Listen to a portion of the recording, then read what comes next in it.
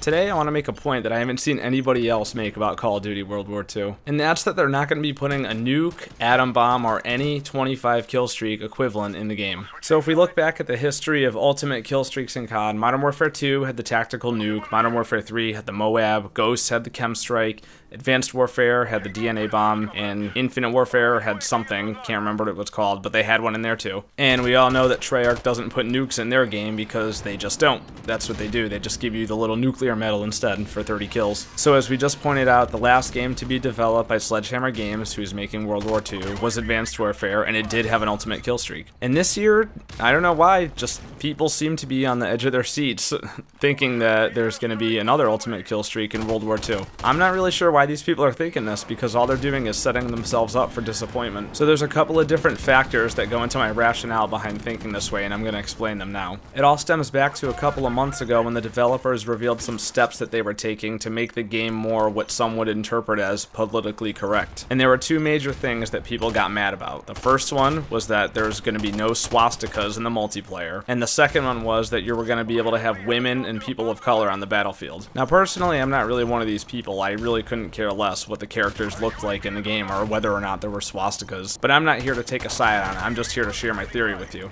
So anyway, we got people that are really mad about this, and some of the same people are waiting to find out whether or not they're going to get a nuke in their game. Going on the bandwagon here, let's just assume that they are trying to make a game that's PC, right? So you're fighting in World War II, which the whole war was against the Nazis, except there are no Nazis now in the multiplayer. And you're also going to have lobbies of people whose characters are in demographics that weren't actually in the war. How could you possibly assume that there's going to be an atom bomb or nuke kill streak in this game? Now, just from keeping up with the news and the general hype of the game, especially in the live streams, I've seen where they sit down with Michael Condrey, who's the boss at Sledgehammer, and ask him to address some of these concerns. And for the women and people of color thing, he basically just says that Sledgehammer's goal is to create a game that's inclusive to everyone, and that's fine, even though it's not historically accurate. But the more important thing here is what he says about swastikas and Nazi iconography in general. First, he says it was a very hard decision to not put swastikas in the game. Fair enough. And then he says that while there's a responsibility to balance what really happened in an authentic way, that they need to be respectful of the victims from World War II.